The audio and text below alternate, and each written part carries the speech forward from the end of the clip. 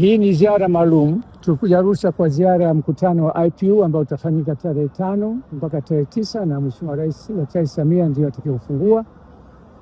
Tumeonelea vile sababu bunge ni sehemu kubwa ya kusimamia ustawi wa jamii na ni sehemu kubwa ya kushirikiana na serikali kwenye maendeleo.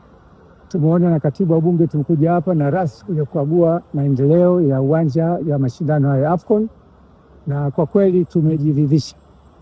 Hatua waliofikia ni asilimia zaidi ya 86 na wanategemea by Novemba mwaka huu ukabidhi uwanja huu kwa serikali ukiwa tayari umekamilika, wa kuweza kuchukua washabiki zaidi ya 35 ambao tutaingia ndani, na kutakuwa na maeneo maalum ya track za kukimbilia. Umekamilika kwa kifupi, una viwango vinavyotakiwa. Kwa kweli mimi nampongeza sana Mheshimiwa Rais na wadau wote walioshiriki katika kuhakikisha kwa AFCON mwakani inafanyika hapa Tanzania.